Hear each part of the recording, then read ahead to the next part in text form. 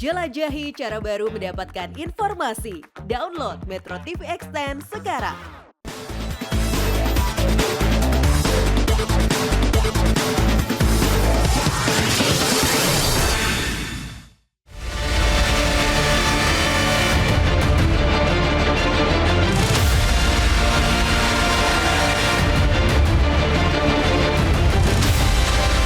Gimana? Hitungannya gimana?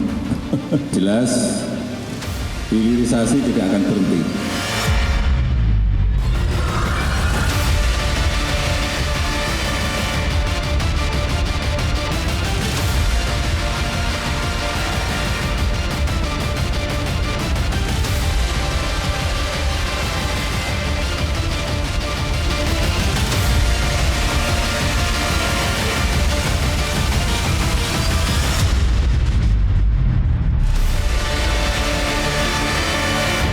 Sedikit mengurangi pengangguran, tapi itu di orang-orang tertentu. Tapi dampaknya Mbak ini sekarang banjir. Air sudah tercemar.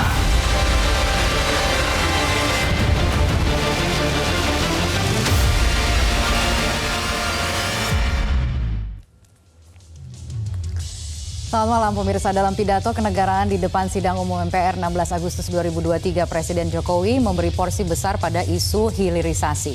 Menurut Presiden, hilirisasi sukses memberi nilai tambah, pajak dan kesempatan kerja yang sangat besar sekaligus menyejahterakan rakyat. Statement Presiden Jokowi ini seakan melengkapi bantahan Presiden Jokowi sebelumnya atas kritik tajam ekonom senior Faisal Basri. Faisal Basri menyatakan hilirisasi nikel hanya menguntungkan Tiongkok secara besar-besaran, sedangkan Indonesia gigit jari. Faisal Basri menegaskan Tiongkok mendapat untung 90%, sedangkan Indonesia hanya untung 10%. Seperti apa duduk persoalan yang sesungguhnya? Sebelum kita mulai diskusinya, ada 3 infografis berikut ini untuk memberikan gambaran perbedaan cara pandang antara Presiden Jokowi dengan Faisal Basri soal hilirisasi nikel di Indonesia. Yang pertama-tama, pemirsa, perbedaan cara pandang dan mungkin utama antara Presiden Jokowi dengan Faisal Basri adalah soal penerimaan ekspor nikel. Menurut Faisal Basri, berdasarkan data BPS, nilai ekspor nikel 2022 hanya 413,9 triliun rupiah. Dan angka ini dibantah langsung oleh Presiden Jokowi baik kepada media maupun dalam pidato kenegaraan 16 Agustus pekan lalu. Nilai ekspor nikel Indonesia mencapai 510 triliun rupiah, naik puluhan kali lipat dibandingkan sebelum hilirisasi yang hanya 17 triliun rupiah. Kemudian berikutnya adalah soal perbedaan besar yang muncul dari harga jual nikel. Menurut Faisal Basri, harga nikel Indonesia terlalu murah, hanya $40,9 per ton. Sedangkan di Shanghai 2 kali lipatnya, yaitu di angka $82,7 per ton. Sementara itu kalau kita melihat pernyataan Faisal Basri ini kemudian juga langsung ditanggapi oleh Deputi Investasi dan Pertambangan Kemenko Maritim dan Investasi Septian Haryo Seto, bahwa yang mengatakan bahwa naik turun harga itu wajar sesuai dengan mekanisme pasar. Dan yang terakhir, perbedaan besar selanjutnya adalah Faisal Basri menilai hilirisasi nikel 90%-nya dinikmati Tiongkok karena smelter nikel dimiliki oleh Tiongkok. Indonesia hanya menikmati 10% saja. Hal ini dibantah juru bicara Kementerian Perindustrian Febri Henry Anton Arif, mengatakan hilirisasi bukan hanya soal kepemilikan smelter tapi dampak ke masyarakatnya atau multiplier effect yang memberikan lapangan pekerjaan bagi masyarakat Indonesia.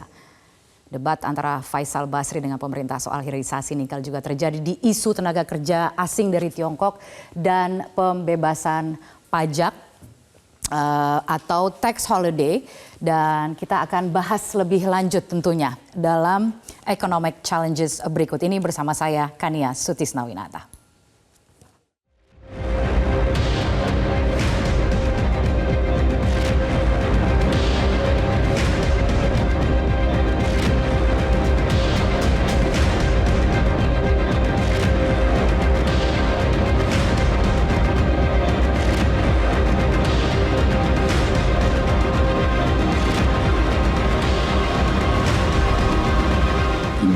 Hitungannya gimana? Jelas, hilirisasi tidak akan berhenti.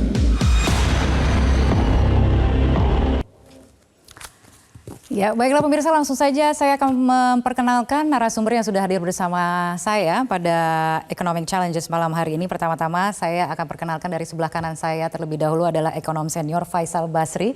Selamat malam Pak Faisal. Selamat malam, Mbak. Terima kasih telah bergabung bersama kami. Kemudian juga hadir Bapak Amin Aka dari fraksi PKS Komisi 6. Selamat malam Pak Amin. Selamat malam Mbak Kania. Terima kasih telah meluangkan waktu. Kemudian juga hadir Fitra Faisal, pengamat ekonomi dari UI. Selamat malam Mas Fitra. Selamat malam Mbak Kania. Terima kasih telah bergabung. Dan juga ada Bapak Kardaya Warnika dari fraksi Gerindra Komisi 9 ya, mohon maaf. Terima kasih Pak Kardaya, selamat malam. Selamat malam. Terima kasih sekali lagi telah bergabung bersama kami. Kemudian juga tidak lupa ada Pak Misbahun dari fraksi Golkar Komisi 11 DPR. Pak Misbahun, selamat malam. Selamat malam.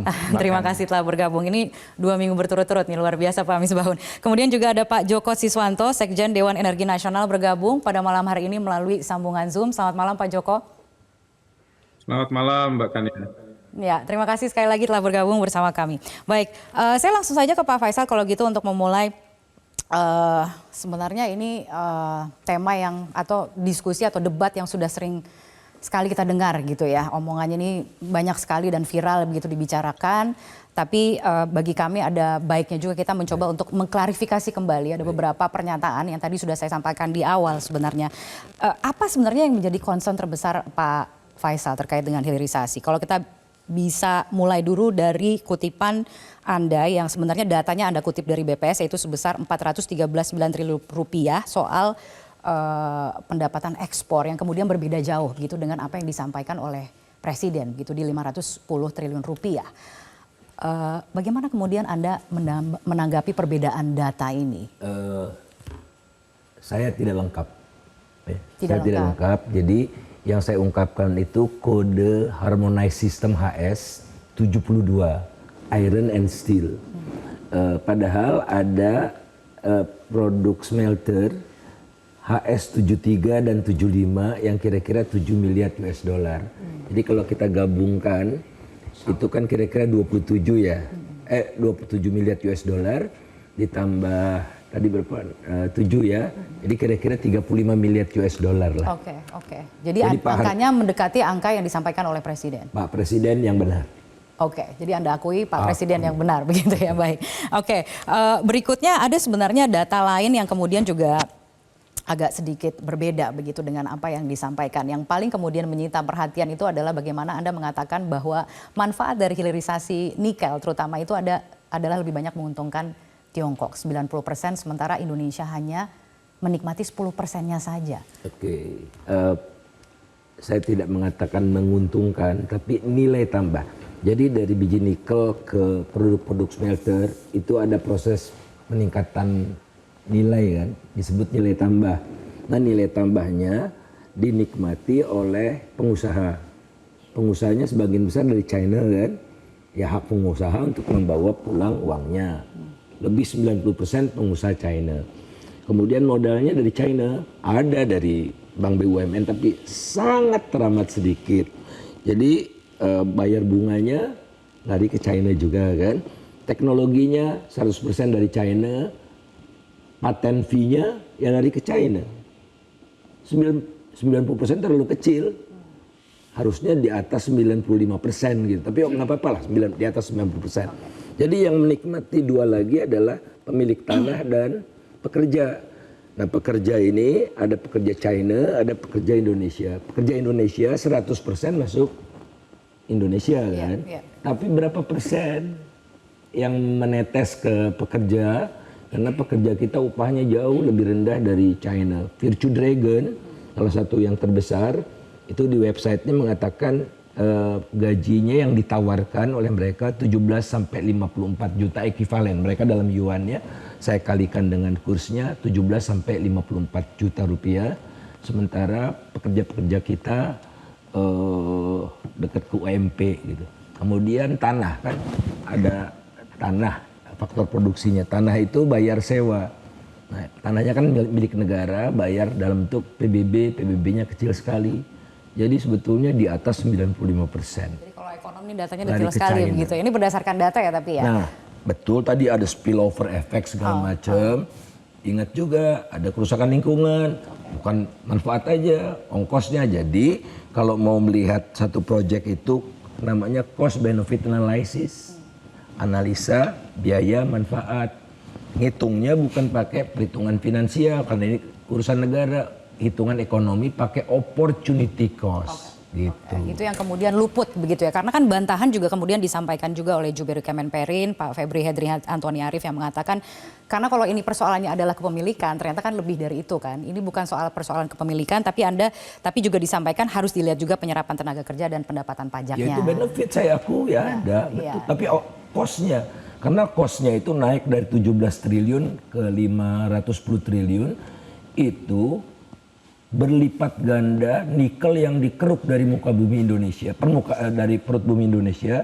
Jadi 2014 yang dikeruk itu baru 160.000 ton, 2022 1,6 juta ton. Sehingga Menteri ESDM, nanti kita tanya ke Pak Joko, Menteri ESDM menghimbau agar tidak diberikan izin lagi untuk smelter yang baru. Karena dia khawatir 13 tahun lagi waktu pabrik baterainya sudah selesai nikelnya udah ada. Gitu. Baik, harus dihitung. Harus dihitung. Generasi yang akan datang juga kita jangan tamak generasi yang sekarang. Oke. Baik, saya ke Pak Joko kalau begitu tadi kan sudah dilempar ke Pak Joko juga ya. Pak Joko, kalau saya mau cross check soal kebijakan hilirisasi ini terutama nikel ya di mata Pak Joko itu apakah kemudian kritik yang disampaikan oleh Pak Faisal ini sudah tepat? Artinya kalau kita lihat kan nikel memang sekarang menjadi rebutan banyak negara, terutama karena nikel juga adalah bahan baku kendaraan listrik yang kini sedang naik daun begitu. Bagaimana kemudian memastikan bahwa jalannya atau prosesnya ini memang akan bermanfaat tidak hanya sekarang tapi juga ke masa yang akan datang? Jadi secara prinsip kita semua sebetulnya kan mendukung adanya program hilirisasi ini kan ya, karena akan meningkatkan nilai tambah, kemudian juga akan membuka lapangan pekerjaan yang pada akhirnya akan ada pertumbuhan ekonomi. Kita punya pengalaman melakukan hilirisasi di bidang minyak dan gas bumi, kita jadikan gas itu menjadi pupuk, kita bangun pabrik pupuk, kita bangun pabrik petrokimia menjadi metanol, amoniak, dan juga produk-produk seperti LPG. Kemudian juga minyak mentah kita hilirisasi, kita bangun kilang di sini, kita bisa jadikan BBM, jadikan aspal, jadikan bahan-bahan yang lebih langsung bisa dimanfaatkan oleh masyarakat. Itu secara prinsip sebetulnya hilirisasi ini memang dapat membuka lapangan pekerja, kita ada investasi membangun pabriknya di sini sampai yang konsumen akhir. Nah memang sekarang ini selain minyak dan gas bumi ada yang lagi ramai nikel. Nah kita juga sebetulnya ingin membangun semua pabrik tidak hanya bahan setengah jadi, tetapi kita juga sedang membangun pabrik baterai ya di Cikarang, insya Allah akhir tahun ini akan selesai. Itu akan juga sampai kepada yang paling hilir begitu. Nah memang kalau di hulunya itu yang perlu kita perhatikan memang bagaimana tenaga kerjanya ini bisa imbang antara yang orang asingnya dan juga orang Indonesianya. Karena kita berharap adanya transfer teknologi. Nah itu perlu ada keseimbangan. Kemudian juga lingkungan. Tadi Bang Faisal mengatakan agar sesuai dengan perizinan AMDAL yang diberikan. Nah ini pengawasannya harus secara intensif dilakukan di lapangan. Karena memang kita harus lihat apakah dampaknya ini sudah diatasi sesuai dengan izin AMDAL-nya. Jadi itu ya. Jadi dari segi manfaat, dari segi teori itu sangat mendukung kami. Namun demikian pelaksanaan di lapangan itu diharapkan sesuai dengan apa yang kita harapkan. Jadi kita sepertinya masih berkutat di tataran teoritis begitu ya. Saya ingin beralih ke Pak Kardaya kalau begitu tadi sempat disinggung oleh Pak Joko mengenai kita sebenarnya sudah punya pengalaman sebelumnya di bidang migas. Anda kan dulu kepala BP Migas ya. Nah, bagaimana pengalamannya waktu itu? BP Migas. Kepala BP Migas ya. Gimana Pak Kardaya? Jadi begini. Kebijakan hilirisasi ini kan sebenarnya kalau kita lihat mungkin dalam proses dalam pelaksanaannya banyak kekurangannya begitu. Nah catatan Anda seperti apa? Jadi begini, saya mau masuk ke hilirisasi secara umum dulu. Hilirisasi itu adalah suatu proses yang menjadikan dari bahan baku menjadi bahan jadi. Itu. Jadi prosesnya itu panjang. Jadi setengah jadi 3/4 jadi. Nah, permasalahannya bahwa sesuai dengan Undang-Undang Dasar pasal 33 ayat 3 bla bla bla bla untuk sebesar-besarnya kemakmuran rakyat. Artinya apa? Kalau kita punya sesuatu harus dibikin supaya value-nya tuh maksimal. Nah, upaya untuk memaksimalkan value ini antara lain melalui hilirisasi. Antara lain. Dan hilirisasi itu harus diingat tidak hanya untuk produk-produk atau bahan-bahan tambang atau yang lainnya yang tidak terbarukan. Ada juga hilirisasi dari terbarukan.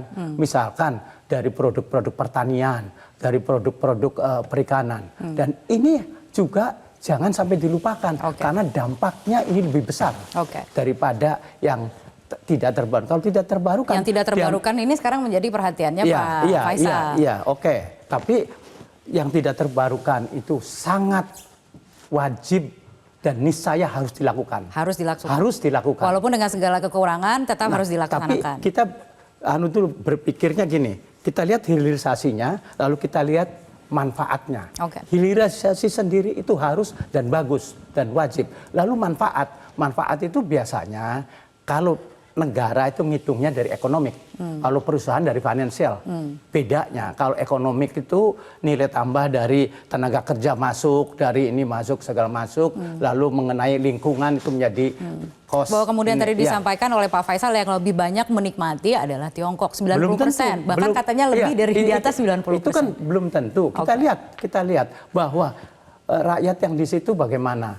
Ini yang bagaimana. Jadi kalau menurut saya punya pengalaman di dalam masalah ini untuk LNG. Jadi waktu itu LNG itu katakanlah ada protes, ada ini dari masyarakat bahwa kita tuh terlalu rendah dapatnya. Hanya referensinya $25. Saya maju ke Cina karena yang beli Cina, tetapi itu tergantung dari kita cara ngomong. Kalau kita ngomongnya Cina saya mau merubah, langsung nggak ditemui. Tetapi waktu itu saya ngomongnya tuh, saya tidak mau merubah kontrak. Tapi saya ingin menceritakan kondisi Indonesia. Lalu dia akhirnya mau menaikkan dari 25 referensi menjadi 35. 40% saya dapat kenaikan ekivalen dengan kira-kira $70 miliar. Nah, jadi hilirisasinya sendiri sudah benar. Kalau perlu ditambah sektor-sektor lain, hilirisasi. Nah, lalu kemudian kita lihat masalah nilai uangnya. Kalau kurang, ya namanya itu kan kebijakan. Misalkan kurang tinggi pajaknya, minta tambah. Lalu ada apa lagi. Masalahnya cara pandangnya sekarang berbeda. Ada yang bilang ini bagus, ada yang bilang tidak. Gitu. Artinya masih kurang. Sendiri, gitu kan? Hilirisasi sendiri, saya kira tidak ada satupun orang yang bisa mengatakan bahwa itu tidak baik. Baik. Betul Pak Faisal? Betul. Pak Amin? Betul. Oke, Pak Misbahun? Bagus. Bagusnya apa nih? Hilirisasi itu salah satu pilihan. Apa yang disampaikan oleh Bang Faisal, ini kan baru pada tahap awal hilirisasi sektor mineral. Tahap awal. Baru tahap awal, tapi banyak catatan. Karena banyak catatannya. Lah catatan itu adalah langkah perbaikan ke depan. Pak Kardaya punya pengalaman bagaimana hilirisasi sektor migas kita. Kita membangun produk petrokimia, kemudian aromatik. Yang mau dibangun apa? Ekosistemnya. Lah kita kan belum membangun ekosistem terhadap sumber daya mineral ini. Ya kan? Ekosistem apa yang harus kita siapkan? Ini kan baru investasi berapa tahun? Baru 2014 mulai. Kemudian baru umur yang sebelum 10 tahun ini. Coba migas berapa tahun kita punya? Kita baru punya Balongan, itu mulai refinery. Lanjut berikutnya kita punya Chandra Asri, berikutnya kita punya yang ada di Tuban. Tapi kan tidak jalan. Nah, berarti kita harus membangun ekosistem Pak Faisal begitu untuk memberikan kritik. Mengapa harus memberikan kritik sekarang gitu? Mengapa penting untuk disampaikan sekarang? Tapi boleh tahan dulu ya, boleh tahan dulu, akan kita lanjutkan sesaat lagi. Pemirsa tetaplah bersama kami.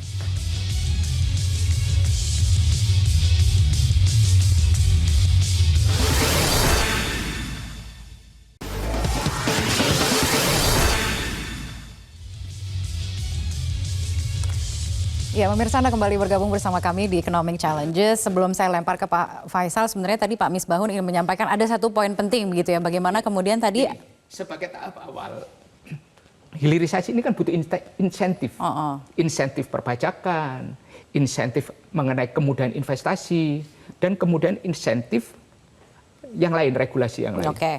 Nah, ini mau tidak mau harus diambil oleh pemerintah sebagai tahap awal untuk menarik hilirisasi sektor mineral. Kalau itu dijalankan, saya yakin perbaikan-perbaikan ke depan akan berjalan. Berjalan dengan baik. Kalau kita bicara soal insentif, itu juga kan yang kemudian dipersoalkan oleh Pak Faisal. Bicara misalnya soal tax holiday, itu kan insentif juga. Tax holiday 20 tahun, gitu, yang kemudian juga dibantah oleh pemerintah. Maksimal itu hanya 10 tahun, Pak Faisal. Tidak. Ada yang 20 tahun, ada 7 sampai 10 tahun, kan begitu. Bergantung pada nilai investasinya. Nah, yang paling banyak menikmati kan yang besar. Jadi biasanya ngitungnya weighted average gitu ya. Oh, nggak semua, ya betul. Tapi sebagian besar itu, dan itu udah diakui oleh pemerintah kan, too much gitu. Akhirnya gimana ya, nggak boleh melanggar kontrak kan. Keluarlah PP nomor 26 2022 itu mengenakan pungutan yang namanya PNBP yang tadinya tidak ada untuk produk smelter yang namanya NPI, nickel pig iron 5%. Kemudian untuk yang lain-lain ada ferronickel, ada slab, ada macam-macam 2%. Tax holiday-nya 22 hilang, penggantinya 2%. Jadi ya poinnya, kata Pak Jokowi kan peningkatan pajak luar biasa gitu kan tadi, peningkat mana? Tax ratio turun terus gitu kan. Industri juga turun terus. Kalau hilirisasi menciptakan industrialisasi, faktanya industri turun terus.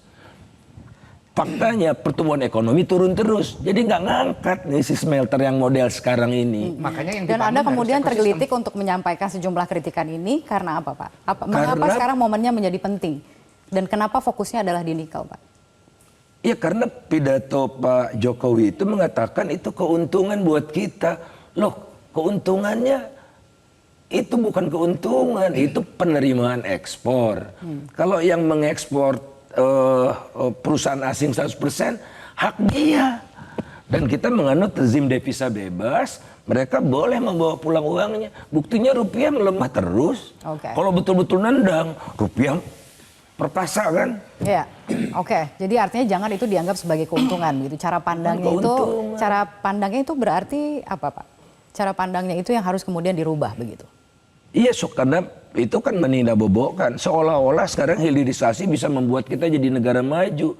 Sekarang aja dari 2014 sampai 2022 kan udah 8 tahun.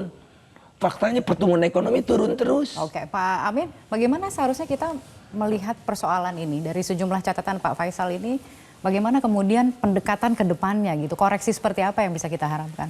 Jadi gini, saya akan menyoroti ini hilirisasi dari sisi konstitusi. Ya, jadi kita bernegara itu kan landasannya konstitusi. Alinea 2 dari pembukaan Undang-Undang Dasar Negara Republik Indonesia tahun 1945 itu mengantarkan rakyat Indonesia ke depan pintu gerbang kemerdekaan negara Indonesia yang merdeka, bersatu, berdaulat, adil, dan makmur. Saya akan bicara soal kedaulatan. Kedaulatan itu ada dua, kedaulatan politik, kedaulatan ekonomi. Sama pentingnya. Dan ketika kita bicara kedaulatan ekonomi, ada kedaulatan pangan dan juga kedaulatan energi. Itu sangat pentingnya. Jadi bicara soal hilirisasi, di mana di situ ada penciptaan nilai tambah, itu penting. Memang penting. Cuman masalahnya adalah siapa yang menikmatinya, itu lebih penting lagi gitu loh. Apakah ini benar-benar berdampak pada kemakmuran rakyat atau rakyat lain, rakyat asing yang menikmatinya. Nah, itulah yang harus kita bicarakan, kita gali. Intinya ya pemerintah itu harus punya kendali terhadap masalah ini. Oleh karena itu idealnya dan memang sudah seharusnya bicara soal hilirisasi ini, sektor hulu atau wilayah hulu itu ini mestinya pemerintah yang memiliki. Memang ini investasinya cukup besar dan untungnya margin profitnya juga nggak besar. Ya itu untuk sektor hulu. Tapi nanti di sektor hilirnya itu bisa pemerintah bisa swasta. Gitu. Tapi intinya pemerintah harus punya kendali. Jangan sampai semua dikerjakan ke swasta, apalagi swasta asing yang nanti dampak bagi kemakmuran rakyat itu sangat minim. Tapi kalau teknologinya adanya di sana, gitu, kalau teknologinya dikuasai oleh asing, bagaimana kemudian mendatangkan teknologi itu? Boleh dijawab nanti selesai beberapa informasi yang akan lewat dalam headline news berikut ini. Tetaplah bersama kami.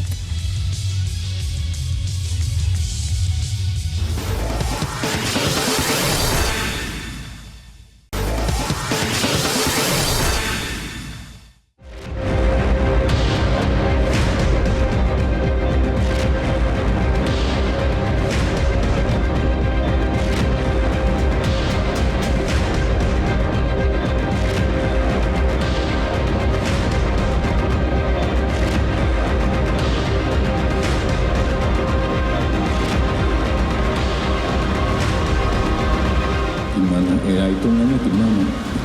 Jelas hilirisasi tidak akan berhenti.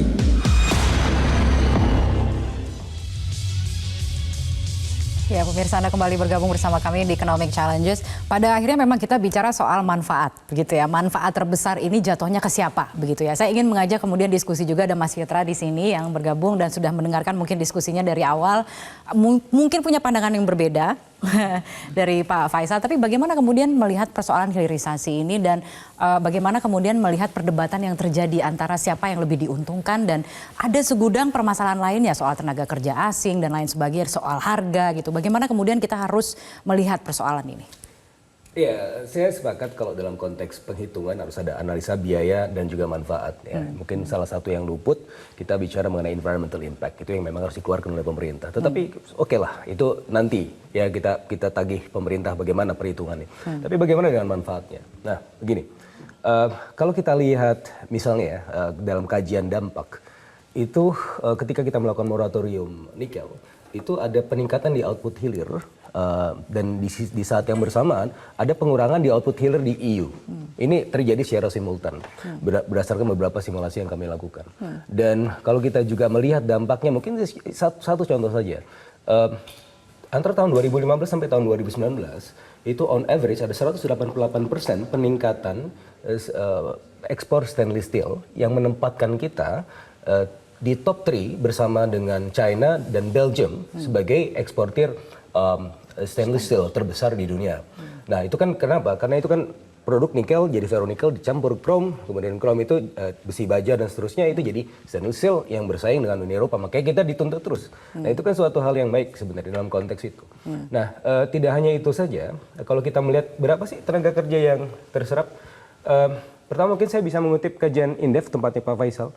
Itu ada di 4 provinsi ya, ada di Sulawesi Tenggara, Sulawesi Tengah, Sulawesi Selatan, dan Maluku Utara. Yang paling besar itu di Sulawesi Selatan 36.000. Kajian dari Kementerian Perindustrian itu 155.000 all in all. Kajian saya, economy wide impact-nya ada 500.000 tenaga kerja yang terserap. Jadi dalam konteks ini Indonesia tetap mendapatkan benefit. Dari kebijakan hilirisasi? Dari kebijakan hilirisasi. Hanya dari nikel apa keseluruhan? Itu dampak yang di-secluded di nikel. Nah, kalau kita bicara mengenai, tadi misalnya kan Pak Presiden juga berbicara mengenai dampak jangka panjang. Escaping from middle income trap.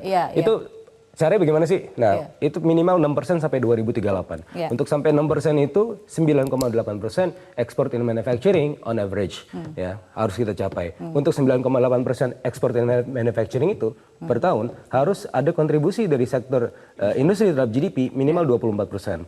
Dan bagaimana cara mencapai semua itu? Tadi saya sebut. Tapi bagaimana kemudian menanggapi apa yang disampaikan oleh Pak Faisal bahwa outputnya sekarang pada kenyataannya terus menurun gitu. Betul. Jadi begini, kalau kita bicara industrialisasi dan deindustrialisasi, kita harus melihatnya by sector. Nah, post-COVID recovery, key sector ekonomi itu salah satu mineral dan tambang. Ketika kita memberikan intervensi ke situ, forward dan backward linkage-nya akan jauh lebih tinggi.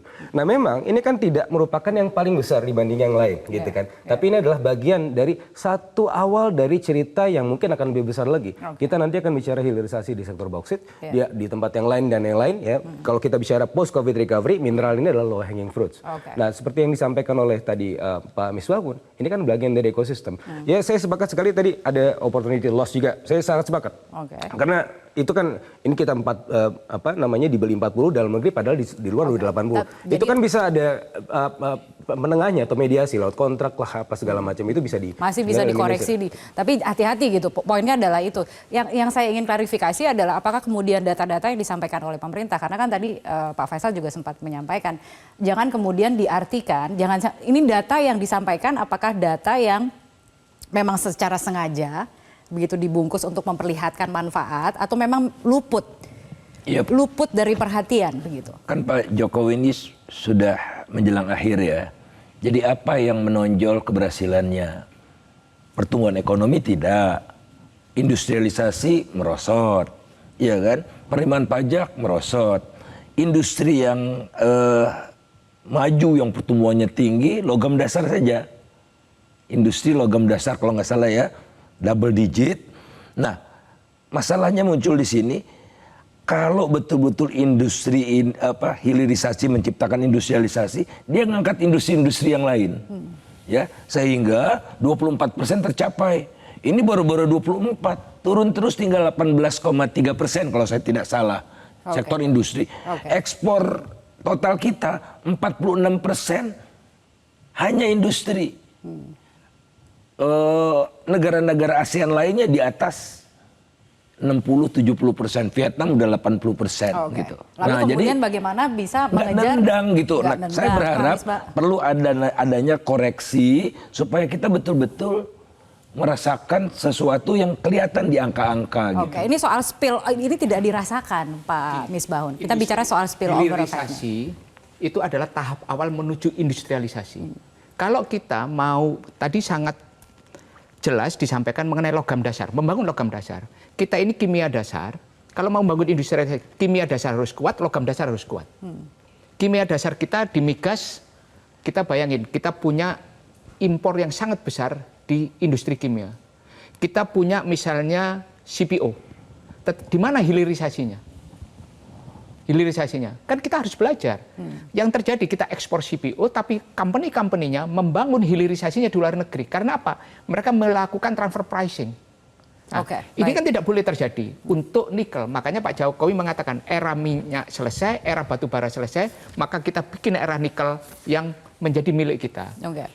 Memang ada situasi yang membuat apa angka-angka yang disampaikan memaknainya berbeda. Bang Faisal mengatakan itu volume bisnis, Pak Jokowi mengatakan itu adalah sebagai keuntungan bisnis kita untuk hilirisasi di sektor nikel. Saya nilai tambah. Nilai tambah. Bang Faisal mengatakan itu. Lah, ini kan jelas awal dari mana dan sebagainya. Tapi ada yang disampaikan bahwa ada proses awal yang dimulai oleh pemerintah. Nanti bagaimana meningkatkan ekosistemnya? Tadi contoh hilirisasi ferronikel, kemudian mulai ada stainless. Berikutnya apa setelah stainless? Berikutnya apa setelah kita membangun baterai EV? Berikutnya apa yang kita kan? Ekosistem yang kita bangun. Kalau kita hilirisasi aja tidak kita lakukan, kemudian kita mau lompat ke itu, enggak. Nah, belajar dari kasus itu, maka apa yang disampaikan oleh Bang Faisal soal kritik perbaikan, tadi Pak Karda juga masalah perbaikan mengenai equal treatment-nya seperti apa? Equal treatment-nya. Indonesia ini harus seperti apa manfaatnya? Jangan sampai kemudian pengusahanya misalnya. Kenapa dari 510 triliun itu kelempar semuanya? Kenapa dia tidak kemudian membangun istilahnya? Pemanfaatkan stainless steel yang dalam kapasitas yang tinggi untuk pemanfaat industri yang lain. Nilai tambahnya. Kenapa kemudian tidak dibangun kemudian industri turunannya berikutnya. Industri berikutnya ada BUMN di situ mungkin bisa berperan, Pak Amin. Anda melihatnya ini yang harus kemudian insentif usahanya, insentif investasinya harus dilakukan. Karena apa? Kita nggak punya teknologi. Teknologi milik mereka. Paksa mereka sebagai resource based ekonomi, paksa industrinya datang untuk mendekati apa? Efisiensi untuk mendapatkan keuntungan yang optimal, mendekati sumber daya, mendekati bahan baku. Caranya begitu dong. Tapi mengapa tidak datang? Sudah datangkah? Atau kurang? BUMN-nya dulu nih ya. BUMN-nya ya, Pak Amin. Jadi ini kan masalah political commitment. Bagaimana pemerintah itu benar-benar memiliki komitmen politik. Pemerintah itu punya perusahaan namanya BUMN. Bu, apakah benar-benar BUMN ini diberdayakan sebagai salah satu sumber untuk kemakmuran rakyat, atau BUMN ini dikelola dengan tidak profesional, semua dengan pendekatan politik gitu loh, sehingga BUMN itu menjadi sapi perah gitu loh. Dan saya melihat BUMN yang untungnya besar malah sekarang sahamnya diserahkan bahkan ke swasta, sehingga pemerintah hanya memiliki memenuhi syarat undang-undang aja lah 51%. Ini lebih parah di nikel ini. BUMN yang mengeruk biji nikel menjual ke smelter, bukan hilirisasi. Apa tuh namanya tuh? Dia menjual ke smelter, gila nggak? Jadi betul jangan seperti itu, Pak Kardaya? Gini, jangan sampai BUMN kita ini dibikin bangkrut karena melaksanakan tugas-tugas PSO, kemudian dananya tidak lancar, ya akhirnya utang-utang kepada rakyat aja nggak dibayar gitu. Harus clear bahwa kita berupaya untuk meningkatkan value. Jadi added value kita tingkatkan. Nah, memang kalau kita tanpa keterbatasan sih semuanya dilakukan oleh pemerintah, dananya dari pemerintah, teknologinya dari dalam, itu kalau kita tidak ada keterbatasan. Tetapi kan ini kita ada keterbatasan di mana-mana di seluruh dunia. Kita undang investor dalam negeri maupun luar negeri. Kita undang karena ini. Nah, untuk mengundang investor tentunya harus menarik bagi investor. Itu yang pertama. Teknologi kita nggak punya sekarang. Ya suruh masuk dulu, setelah masuk baru kita belajar. Ada juga poin soal tenaga kerja asing, Pak Kardaya. Tenaga kerja asing gini, minyak itu kita belajar dari minyak. Waktu awal Pak Harto kita kasih asing itu.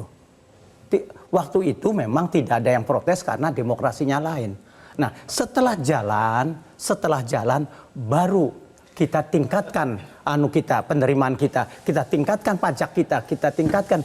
Tapi kalau baru awal sudah ini hilirisasi yang bagus dibilangnya nggak bagus, ini bisa balik badan, bisa kacau. Gimana Pak Mas? Soal tenaga kerja, peristiwa Malari itu adalah protes pertama kita ketika kita men-shifting pertama kali masuknya investasi Jepang. Banyak protes mengenai tenaga kerja Jepang karena investasi Jepang masuk. Kenapa? Sama terjadi dengan sekarang. Karena apa? Mereka butuh jaminan bahwa investasi mereka, pabrik yang mereka dirikan, itu selesai, investasi mereka berjalan, dan operasional. Sama sekarang, mereka membangun smelter, mereka tidak akan bertaruh untuk diinstal oleh orang yang berbeda. Setelah berjalan, nanti ini kan akan prosesnya, akan terjadi alih tenaga kerja, alih fungsi peranan mengenai manual dan sebagainya, katanya berbahasa Cina dan sebagainya. Ini akan ada perbaikan. Coba, siapa yang akan mengoperasikan smelter itu kalau bukan mereka pertama? Berikutnya adalah di Morowali sudah mulai ada Politeknik Metalurgi. Itu adalah bagian dari proses itu. Nah, tadi terkait dengan BUMN, ini memang adalah proses yang harus diperbaiki. Bagaimana membangun pola. Jangan sampai kemudian BUMN-nya malah menjadi supplier. BUMN-nya bukan menjadi player, ya kan? Sekarang kita lihat BUMN yang bergerak di sektor ini adalah Antam. Kenapa Antam mempunyai smelter tidak operating? Ini kan menjadi problem, ya kan? Smelternya asing berjalan, ada masalah apa ini? Lah, ini kan masalah yang sangat terbuka. Kalau masalah hukumnya apa, kalau masalah operasionalnya apa, kalau masalah manajemen, kompetensi dan sebagainya, masa Indonesia mengoperasikan smelter yang dikelola oleh negara, ini kan tidak berjalan. Lah ini persoalannya apa? Silakan. Saya nyoroti. Sepakat sekali dengan yang dikatakan Pak Misbahun ini. Jadi data tahun 2022, ya investasi kita secara nominal melampaui target. Ketika kita kritisi kepada Menteri Invest itu, apa efek dari investasi itu? Misalnya dari sisi serapan tenaga kerja, dari 1.200 triliun Pak Faisal, serapan tenaga kerjanya hanya 1 juta. Padahal pada tahun yang sama, PHK itu 900.000 dan yang mengajukan pengunduran diri dari tenaga kerja kita adalah 600 sekian ribu. Jadi kita bisa hitung sendiri kan? Berarti bukan ada serapan tenaga kerja, malah minus 500.000 kira-kira gitu. Yang sebenarnya bisa menjelaskan itu. Kenapa ini adalah tipikal investasi di tahap pertama. Ada semacam J-curve bahwa ada absorptive capacity, ada displacement effect, yang mana itu terjadi secara natural. Ya. Tetapi ketika kita seklut bagaimana kemudian penyerapan tenaga kerja di sektor tertentu itu jauh lebih positif. Dan itu tidak terjadi di China saja, tapi juga di Jepang begitu. Investasi dari Jepang juga sama. Saya juga banyak penelitian tentang ASEAN dan Jepang. Yang menarik juga adalah ini kan kita dengan China nih, ya. Kenapa bukan dengan yang lain sih? Karena China lebih dulu masuk, gitu kan. Kenapa bukan sama Jepang ya? Karena China ya berdasarkan apa yang saya tulis di Globalization, Productivity and Production Network in ASEAN, itu China memang sangat agresif untuk masuk pasar ASEAN lewat cara-cara seperti itu. Nah, kenapa kemudian yang lain tidak mengikuti cara yang sama? Ya itu kan kita tidak bisa memilih gitu kan. Nah, dalam konteks Tapi ini bagaimana adalah, memastikan bahwa manfaat terbesarnya lari ke Indonesia? Betul. Betul seperti Gini. Itu proses. Gini Pak, Kalau tenaga kerja ini kan dipermasalahkan tenaga kerja. Kita harus mempunyai program namanya Indonesianisasi. Seperti di LNG Tangguh, kita bikin bahwa 10 tahun mesti ada orang Papua yang menjadi salah satu direktur. Ini harus ada di situ. Jadi tahapannya. Proses itu perlu siapa? Perlu kritik-kritik seperti Bang Faisal. Yang Tapi tidak poinnya, boleh, yang tidak Ya. boleh adalah kemudian masuk unsur-unsur yang bersifat sara mengkritik. Masuknya Cina itu menjadi urusan politik, urusan etnik, kemudian menjadi menjurus ke sara. Kenapa Cina? Kenapa Cina? Dipermasalahkanlah itu. Nah ini yang tidak boleh. Bangsa Indonesia adalah bangsa yang terbuka, accepted terhadap semua investasi asing dari manapun itu asalnya. Tidak boleh ada sentimen etnis di sana. Pak Faisal? Kita tidak anti pekerja Cina, tapi ikut aturan. Aturan itu mengatakan, tenaga yang kita tidak punya cukup, itu boleh masuk. Jelas. Tapi pakai paspor pekerja. Ini sebagian besar pekerja Cina paspor kunjungan, wisata. Anda tahu itu dari? Banyak, Pak Luhut sendiri mengakui kok. Iya kan? Karena special treatment itu. Nah, akibatnya apa? Dia tidak bayar $100. $100 per bulan per orang. Nah itu dikumpulkan kan untuk meningkatkan, tujuannya kan untuk meningkatkan training kita. Nah mereka bikin sekolah, bikin apa, ingat itu kewajiban namanya CSR, 2,5, bukan sedekah mereka. Bukan ada sedekah di bisnis ini. Tapi ketika kemudian disampaikan begitu, anggaplah ini adalah pihak yang pro dengan pemerintah, di sini yang kontra. Tapi Pak Faisal melihat apa yang disampaikan ini, prosesnya ini kan memang baru di tahap awal begitu, dan kemudian itu kan akan ada tahapan-tahapan berikutnya. Ujung-ujungnya kan adalah untuk bagaimana caranya kita meningkatkan pendapatan per kapita. Bahkan disampaikan 3 kali lipat gitu, 2015 tahun lagi dari sekarang. Apakah ini jalannya? Ya itu yang saya maksud, harus ada kejelasan tadi. Jadi harus ada timeline, harus ada roadmap yang jelas. Kapan ini sesungguhnya benar-benar akan terjadi alih teknologi? Kapan lagi kita menjadi pengendali? Kalau data awal seperti yang saya katakan tadi, misalnya dari sisi serapan tenaga kerja, kalau di-matchingkan itu malah negatif, kapan ini diperbaiki? Intinya saya ingin yang mengatakan, penting datanya clear dulu begitu ya. Dan pemerintah harus ada kendali, jangan dilepas. Boleh kita jeda terlebih dahulu, tapi di segmen berikutnya kita akan bicara solusi, begitu ya. Kayaknya masalahnya tadi sudah kita petakan, kemudian kita akan bicara solusi. Kita harus jeda terlebih dahulu, pemirsa tetaplah bersama kami.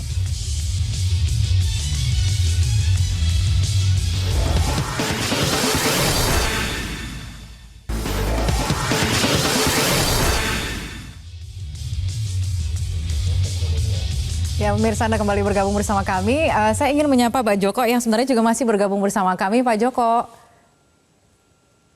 Pak Joko. Ya, halo Mbak. Iya, Pak Joko, mudah-mudahan menyimak diskusinya, Pak. Sayang sekali Pak Joko tidak bisa hadir di sini. Mohon maaf, kami masih memberikan kesempatan ini di segmen terakhir, Pak Joko, untuk kemudian memberikan solusi atau koreksi, bahan koreksi ke depan. Anggaplah apa yang disampaikan oleh Pak Faisal ini kan sebenarnya kritikan membangun, begitu ya, masukan. Nah, ke depan ini bagaimana kritikan dari Pak Faisal ini diterima dengan baik dan kemudian juga dilanjutkan dengan koreksi ke depannya?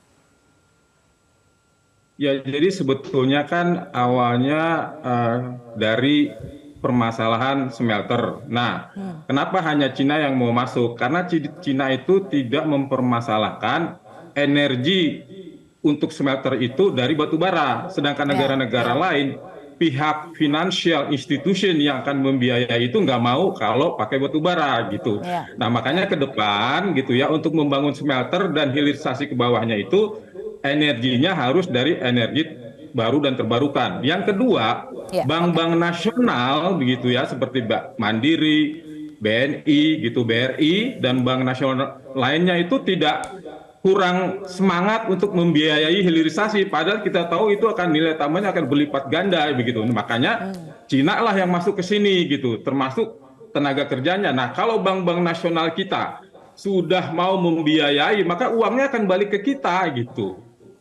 Kemudian nilai jualnya juga kalau energinya dari energi terbarukan itu harganya akan berlipat ganda begitu. Tidak hanya ke Cina, bisa kita jual kemana-mana begitu ya. Nah, kita bisa mencontoh suksesnya hilirisasi di bidang migas ya. Gasnya ya, kita bisa jadikan pupuk, kita bangun pabrik pupuk. Tenaga kerjanya hampir 100% tenaga kerja Indonesia. Kemudian juga kita bangun pabrik metanol di Indonesia. Kemudian kita membangun pabrik amoniak di Indonesia. Tenaga kerjanya itu adalah hampir 100% tenaga Indonesia. Kemudian hilirisasi di bidang migas itu sudah dibiayai hampir seluruhnya oleh bank-bank nasional. Nah, ini yang perlu kita contoh ya. Jadi bank nasional membiayai, kemudian juga energinya dari energi baru dan terbarukan, tenaga kerjanya juga otomatis nanti akan banyak tenaga kerja kita, sehingga nanti uangnya akan balik ke kita semua gitu. Demikian, Mbak. Baik, itu catatan dari Pak Joko. Terima kasih Pak Joko. Saya beralih, kalau begitu kita waktunya tinggal 2 menit Bapak-Bapak. Apakah kemudian bisa disimpulkan dalam 2 menit? Saya ingin minta solusi begitu ya. Bagaimana kemudian ke depan apa yang disampaikan oleh Pak Faisal ini adalah masukan yang bisa diterima dengan baik dan dilanjutkan dengan langkah-langkah koreksi. Apakah kemudian kita bisa berharap masukan ini akan membawa perubahan ke depannya? Saya sepakat itu tadi, seperti harga itu bisa dibuat kontrak yang benar lebih menguntungkan. Kemudian bahwa apa yang disampaikan ini artinya diakui ya. Itu catatannya seperti itu Pak Faisal ya. Joksis solusinya luar biasa. Udah luar biasa itu ya. Ada tambahan lagi mungkin. Paling utama adalah kebijakan-kebijakan investasi ke depan. Kalau bisa yang dikedepankan, pairing partnership-nya itu adalah BUMN. Pairing partnership dari awal. BUMN. Dari awal. Kalau sekarang? Supaya apa? Alih teknologi, kemudian labor intensifnya dan sebagainya, termasuk capitalnya, itu ke negara. Jangan nyari kemudian sudah partner lokalnya, tidak jelas pengalamannya, hanya bermodal apa? Bermodal lobby, bermodal kekuasaan. Lah ini yang tidak boleh. Akhirnya apa? Terjadi pengaruh kekuasaan mempengaruhi kebijakan. Itu yang harus dihindari. Itu yang kemudian membuat untuk kepentingan siapa? Kepentingan bisnis. Nah ini yang kemudian bisnis kalau itu selama untuk kepentingan negara silakan, tapi harusnya BUMN, bukan orang per orang. Bukan orang per orang, itu banyak sekali kodenya. Ya, senang udah disampaikan oleh Pak Misbahun. Gitu ya. Itu yang mau saya sampaikan. Itu yang mau disampaikan. Ada catatan tambahan mungkin?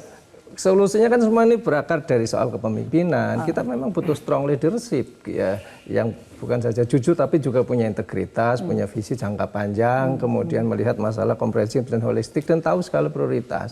Benar-benar punya keberpihakan pada rakyat. Kalau ini BUMN disandingkan, ini kan benar-benar punya timeline kapan sih ini ada teknologi, kapan BUMN kan bukan saja jadi lebih gampang diawasi. Tapi juga store dividen dan juga dampaknya sekali lagi langsung ke negara, langsung juga ke rakyat. Tapi saya selama ini mohon maaf masih belum, kalau boleh dibilang kecewa ya kecewa gitu. Keberpihakan pemerintah kepada BUMN itu sendiri itu masih belum sesuai yang kita harapkan. Pak Faisal terakhir. Pak Faisal, tapi kalau kemudian tadi ada yang mengatakan ini jangan-jangan nanti kebijakannya bisa balik lagi gitu. Padahal ini sebenarnya kan kebijakan hilirisasi kan sebenarnya harusnya bisa bermanfaat ke depannya. Kan kita tidak mau juga gitu sumber daya alam kita dikeruk dan kemudian hilang begitu saja, dijual dalam bentuk mentah, tapi kan ingin ada nilai tambahnya juga Pak Faisal. Nah, makanya pimpinan akan datang lah ya yang bisa merevisi ini. Tapi poin saya yang segera harus dilakukan adalah tapi poinnya kebijakan hilirisasinya dilanjutkan kan Pak? Harus koreksi total dong. Harus koreksi total. Tapi tetap dilanjutkan. Udah jelas tidak nendang. Iya kan? Nah, satu lagi Mbak, tolong dilakukan audit investigasi atas kebijakan-kebijakan termasuk tax holiday, apakah betul-betul telah memenuhi syarat, apakah mesinnya baru, tidak markup segala macam itu sehingga dia pantas. Banyak sekali catatannya untuk menetralisir, mungkin dari Pak Kardaya, Mas Fitra. Jadi gini, kita kan hilirisasi ini sesuatu yang keniscayaan lah harus. Nah, kalau menurut saya memang pasti ada kekurangannya diperbaiki, tapi lebih penting juga adalah tidak hanya di sektor yang non-renewable. Yang paling bagus itu di sektor yang renewable, di pertanian perikanan. Itu Islandia, perkebunan. Islandia itu salah satu contoh bagaimana dia berhasil itu. Satu lagi. Mohon maaf tapi durasinya sudah habis. Mungkin kita bisa lanjutkan di lain kesempatan. Kita bicara soal hilirisasi memang banyak sekali begitu ya poin-poin diskusinya. Sekali lagi terima kasih Bapak-Bapak telah bergabung bersama kami di Economic Challenges. Mudah-mudahan sudah lebih clear begitu ya permasalahannya. Pemirsa, terima kasih sekali lagi telah bergabung bersama kami. Dan demikian kami akhiri dulu Economic Challenges. Saya Kania Sutisnawinata. Sampai jumpa.